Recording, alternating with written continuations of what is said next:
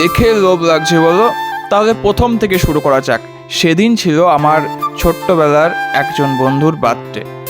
যে বন্ধু কম, নিজে ভাইয়ের মতো বেশি, এরকম আমার 4-5 জন বন্ধু আছে যারা ছোটবেলার সঙ্গী, সুখে দুঃখে সব কিছুতে। তো বন্ধুর জন্মদিনে বিকালবেলায় তাদের বাড়ি পৌঁছাতেই তার মা ছিল অসুস্থ অনেকটাই। তা কাকিমাকে আমিই বললাম যে এক কাজ করি, চিকেনটা আমি রান্না করি, আর রাধু তো আমার রান্না খেতে ভালোই বাসে। দিয়ে কাকিমা বললো বেশ বেশ কর কর, কোনো ব্যাপার না। তা কথা হচ্ছে, তোমরা অনেকে ভাবতে পারো বন্ধুদের বাড়িতে গিয়ে তুমি কেন মুরুলি করে রান্না করতে গেলা।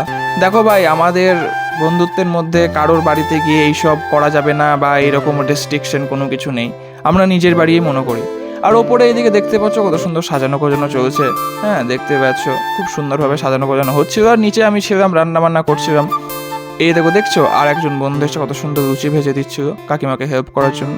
হ্যাঁ ভাই, আমাদের বন্ধুত্বের মধ্যে এগুলো আছে যে নিজের বাড়ি পরের বাড়ি করবো না, হ্যান ত্যান ওই সব কুচোটাপনা জিনিসটা এখনো পর্যন্ত জায়গা করতে পারিনি, আর আশা করি ভবিষ্যতেও পারবে না।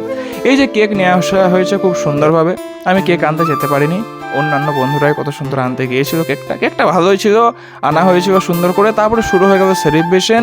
একদম স্নো স্প্রে দিয়ে মাথার টুপির ডগ থেকে পায়ের নোকের ডগ পর্যন্ত চারিদিকে একদম কেকে আর স্নো স্প্রেতে ভর্তি করে দিতে হবে।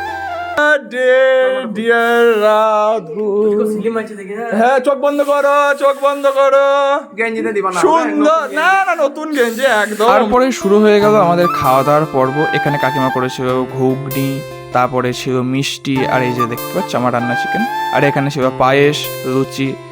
রান্নাটা বেশ দারুণ হয়েছিল, এখনো জিভে জল চলে আসছে। তো ভিডিওটা ভালো লাগলে একটা লাইক আর ফলো, সাবস্ক্রাইব যা কিছু করার করে দাও। চলো টাটা।